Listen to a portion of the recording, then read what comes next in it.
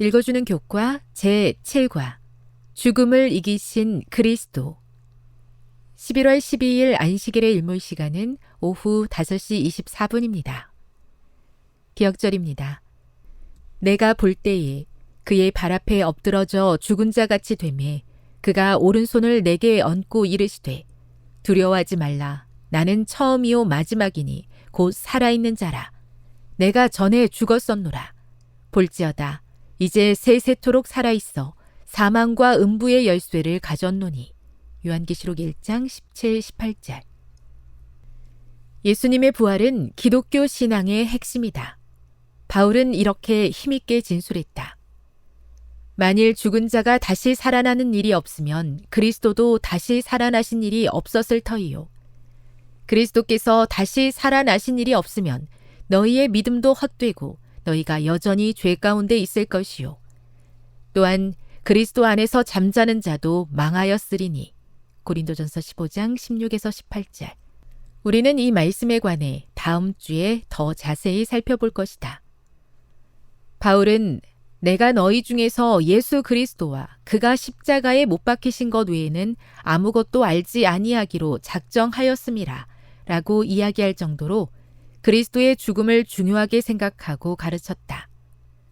하지만 예수님께서 부활하지 않으셨다면 십자가의 희생도 우리에게 아무런 유익이 되지 못한다.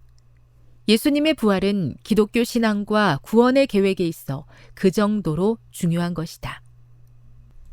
그리스도 안에서 죽은 자들이 하늘에 올라가 주님 안에서 이미 최상의 행복을 누리고 있다는 생각은 그리스도의 부활과 그 공로에 따른 우리의 부활이 기독교 신앙에 부여하는 의미와 전혀 조화되지 않는다.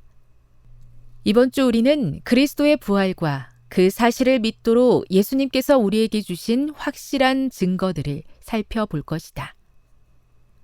학습 목표입니다. 깨닫기. 예수님의 부활은 그 누구도 막을 수 없는 역사적 사실임을 깨닫는다. 느끼기.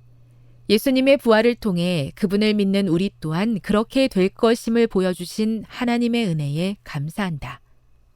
행하기.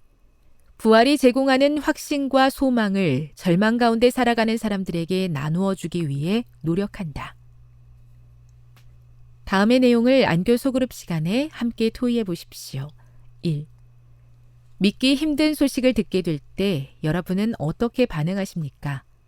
부활하신 예수님을 다시 만난 제자들은 어떤 느낌이었을까요? 2. 예수님을 무덤 안에 가두어 두기 위한 행동들이 도리어 부활의 확실한 증거가 된 이유는 무엇입니까? 3. 누가 예수님의 부활에 직접적으로 관련되어 있었습니까? 4. 예수님께서 부활하실 때 함께 부활한 성도들에 대해 성경은 무엇이라고 이야기합니까? 5. 부활하신 예수님을 만난 제자들의 반응은 어떠했습니까? 6. 그리스도를 가리켜 잠자는 자들의 첫 열매라고 한 사도 바울의 말은 어떤 의미입니까? 7. 예수님께서 부활하신 것 같이 우리도 부활하게 될 것을 믿는다면 죽음을 대하는 우리의 태도에 어떤 변화가 생길까요? 결론입니다. 다시 살아나리라고 하신 예수님의 말씀을 기억하고 있던 대제사장들과 바리새인들은 예수님을 무덤 안에 가두어 두기 위해 안간힘을 썼지만 인간의 노력으로 예수님의 부활을 막을 수는 없었습니다. 부활하신 예수님께서는 여러 차례 제자들을 찾아오셔서 부활에 대한 믿음과 확신을 심어주셨습니다. 예수님의 부활은 그리스도 안에서 잠든 모든 믿는 자들 또한 그렇게 되리라는 확실한 보증이 됩니다.